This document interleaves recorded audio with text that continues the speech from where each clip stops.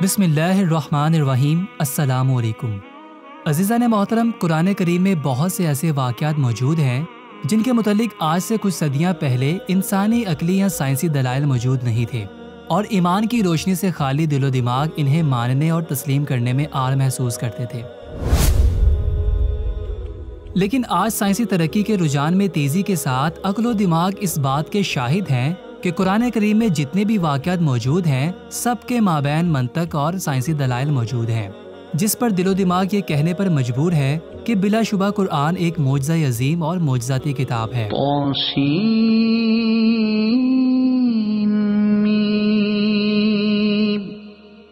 तिल्क आयातुल किताबिल मुबीन। कुरान करीम दुनिया की एक ऐसी मोजज़ाती किताब है कि आज के जदीद दौर में साइंस बार बार कुरान की सच्चाई के सबूत फराहम कर रही है। कुरान मजीद के मुताबिक हज़रत ईसा अलैहिस्सलाम को आसमान पर जिंदा उठा लिया गया। हज़रत यूनुस अलैहिस्सलाम 40 दिन तक मछली के पेट में जिंदा रहे। असहाबे कहफ अपने कुत्ते के साथ एक गार में तकरीबन 300 साल तक रहे और फिर बेदार हुए। कुरान मजीद नाफरमान कौमों की तबाही के किस्सों से बड़ा पड़ा है। फ़िरौन और नमरूद जैसे हुक्मरान अपने गंदे और गलीज़ फैसलों से पूरी कौम की तबाही का बाइस बने।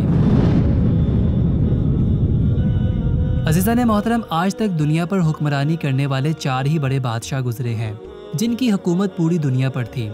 इनमें से 2 मोमिन और 2 काफिर थे। मोमिनों में से हज़रत सुलेमान बिन दाऊद अलैहिस्सलाम और हज़रत ज़ुल्कुरनैन अलैहिस्सलाम है, और काफिरों में से नमरूद और बख्त नसर था। आज की इस वीडियो में हम आपको नमरूद के बारे में बताएंगे कि वो कब, कैसे और कहां पला बढ़ा, क्यों इसकी वालदा ने इसको अपना दूध ना पिलाया और कैसे एक भेड़िया इसको अपना दूध पिलाता रहा। कौन सी वजह थी कि मलकुल मौत भी नमरूद की मां की रूह कब्ज़ करते वक्त रो पड़े थे। इससे पहले कि हम इन तमाम सवालात के जवाब जानें, आप सबसे दरख्वास्त है कि चैनल को सब्सक्राइब कर दीजिए, वीडियो को लाइक कर दीजिए और अपने दोस्तों के साथ लाजमी शेयर कीजिएगा ताकि आपके साथ साथ आपके दोस्तों तक भी इस्लामिक मालूमात पहुंच सके।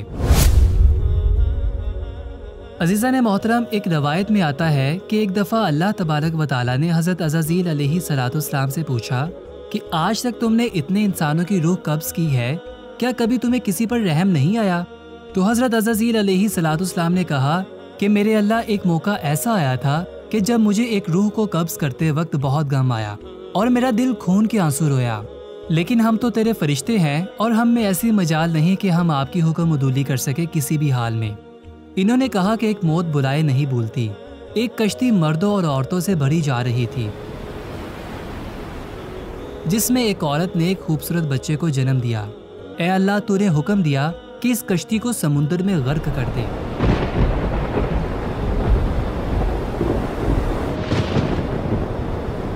मुझे हुक्म हुआ कि जिस औरत ने बच्चे को जना है, इसको और इसके बच्चे के अलावा सबकी रूह को कब्ज़ कर ले। ए अल्लाह, मैंने सबकी रूह को कब्ज़ कर लिया।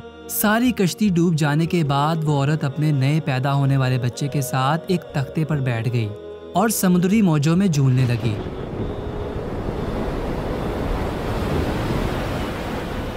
इस औरत ने अपने बच्चे को दूध पिलाया और फिर ए अल्लाह, तूने मुझे हुक्म दिया कि अब इस माँ की रूह को भी कब्ज़ कर ले।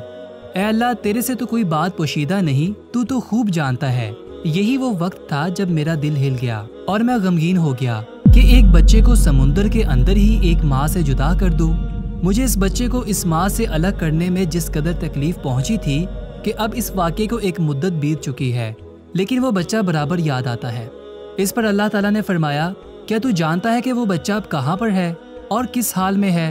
ए अज़ाज़ील, सुन, जब तूने माँ की रूह को कब्ज़ किया और इस बच्चे को तन्हा छोड़ दिया तो हमने समुंदर की एक मौज को हुक्म दिया कि इस बच्चे को एहतियात से एक वीरान जजीरे पर पहुंचा दे।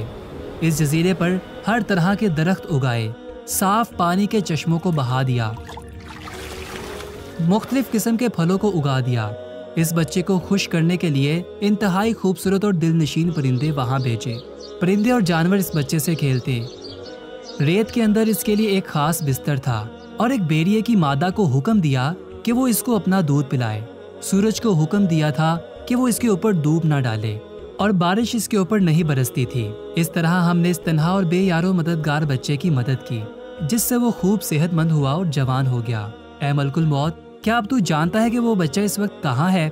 حضرت عزازیل علیہ صلاۃ والسلام اسی وقت سجدے میں گر پڑے اور پکار کر کہا کہ اے مالک، تو بہتر جانتا ہے اور تو خوب علم رکھنے والا ہے۔ اللہ تعالیٰ نے ارشاد فرمایا کہ وہی بچہ آج نمرود ہے جس نے میرے خلیل پر ظلم و ستم کی حد کر دی۔ عزیزان محترم، نمرود ہی وہ بچہ تھا جس کو اللہ تعالیٰ نے کس شان و شوکت کے ساتھ پالا تھا، مگر اس بچے نے خوب قوت حاصل کی اور پھر جوان ہو کر شاہی خاندان میں اپنی جگہ بنائی اور بادشاہ بن گیا۔ یہ بابل کا حکمران بنا اور آہستہ آہستہ ایسا متکبر ہو گیا کہ اس نے اللہ تعالیٰ کی برابری شروع کر دی۔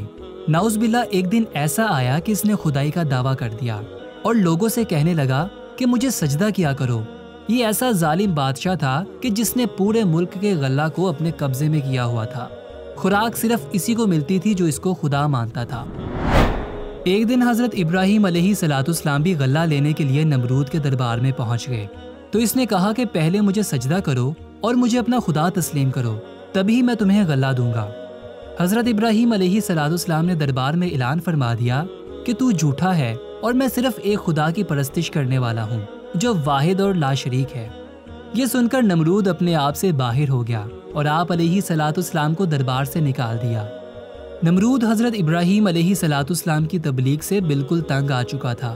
ایک دن نمرود نے آپ علیہ صلاۃ والسلام کو اپنے دربار میں بلوایا اور پوچھنے لگا کہ بتاؤ تمہارا رب کون ہے جس کی عبادت کی تم لوگوں کو دعوت دیتے ہو؟ حضرت ابراہیم علیہ صلاۃ والسلام نے فرمایا، میرا رب وہ ہے جو زندہ کرتا ہے اور مارتا ہے۔ یہ سن کر نمرود نے کہا، میں بھی زندہ کرتا ہوں اور مارتا ہوں۔ پھر حضرت ابراہیم علیہ صلاۃ والسلام نے کہا کہ میرا رب مشرق سے سورج نکالتا ہے، اگر تو اس پر قدرت رکھتا ہے تو مغرب سے نکال کر دکھا۔ اس مناظرے کو اللہ تعالیٰ نے اس طرح سے بیان فرمایا، اے محبوب، کیا تم نے نہ دیکھا تھا اسے جو حضرت ابراہیم علیہ صلاۃ والسلام سے جھگڑا اس کے رب کے بارے میں اس پر کہ اللہ نے اسے بادشاہی دی، جبکہ حضرت ابراہیم علیہ صلاۃ والسلام نے کہا، میرا رب وہ ہے جو جلاتا ہے اور مارتا ہے۔ بولا، میں بھی جلاتا اور مارتا ہوں۔ ابراہیم علیہ صلاۃ والسلام نے فرمایا، اللہ سورج مشرق سے نکالتا ہے، تو اس کو مغرب سے نکال کر دکھا۔ تو اس وقت ہوش اڑ گئے قافلے کے اور اللہ تبارک و تعالیٰ راہ نہیں دکھاتا ظالموں کو۔ خیر، اس پر حضرت ابراہیم علیہ صلاۃ والسلام کی تبلیغ کا بالکل بھی اثر نہ ہوا، الٹا اس نے اپنی فوج تیار کی اور کہا کہ تم اور تمہارا رب میرے مقابلے میں آؤ۔ نمرود نے ایک بہت بڑا لشکر تیار کیا اور ایک زبردست فوج لے کر سورج نکلنے کے میدان میں آ پہنچا۔ ادھر اللہ تعالیٰ نے مچھروں کا ایک دروازہ کھول دیا۔ بڑے بڑے مچھر اس کثرت سے آئے کہ لوگوں کو سورج بھی نظر نہیں آتا تھا۔ اللہ تعالیٰ کی یہ فوج نمرود کی فوج پر گری اور تھوڑی ہی دیر میں ان کا خون تو کیا، ان کا گوشت پوست سب کھا گئے اور سارے کے سارے یہیں ہلاک ہو گئے۔ ہڈیوں کا ڈھانچہ باقی رہ گیا، جس کے بعد اللہ تبارک و تعالیٰ کا کرنا یہ ہوا کہ ایک مچھر نمرود کے ناک کے راستے سے دماغ میں گھس گیا اور مغز کھانا شروع کر دیا۔ درد کی شدت سے نمرود پاگل ہونے لگا۔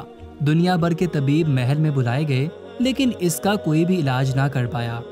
نمرود نے اعلان کروایا کہ جو بھی میری اس بیماری کا علاج کروائے گا، میں اس کو اپنی آدھی سلطنت دے دوں گا۔ اس اعلان کے بعد بھی بہت سے لوگوں نے علاج کیا، لیکن سبھی بے بس رہے۔ آخر اس نے اپنی تکلیف ختم کرنے کے لیے سر پر ڈنڈے لگوانا شروع کر دیے۔ خدا کی قدرت کے جب سر پر ڈنڈا لگتا تو مچھر کاٹنا بند کر دیتا، اور جب ڈنڈا نہ پڑتا تو مچھر کاٹنا شروع کر دیتا۔ کیفیت یہ تھی کہ جو شخص نمرود کے سر پر زور سے تھپڑ لگاتا وہ اس کا ہمدرد کہلاتا۔ اسی طرح وقت گزرتا رہا اور نمرود ڈنڈے کھاتا رہا۔ بالآخر ایک دن نمرود ذلیل و خوار ہو کر مر گیا۔ عزیزان محترم، بے شک اللہ تعالیٰ ہی ہمارا خالق اور مالک اور رازق ہے۔ وہ جسے چاہتا ہے زندگی عطا کرتا ہے اور جسے چاہتا ہے موت عطا کرتا ہے۔ فکر کی بات یہ ہے کہ موت آنے سے پہلے پہلے ہمیں اپنی آخرت کا بہترین سامان اکٹھا کرنا چاہیے۔ آج کی ویڈیو کا وقت ختم ہوا۔ آپ سے ملاقات ہوگی انشاءاللہ پھر کبھی۔ تب تک کے لیے اجازت دیجیے۔ اللہ نگہبان، با امید دیدار۔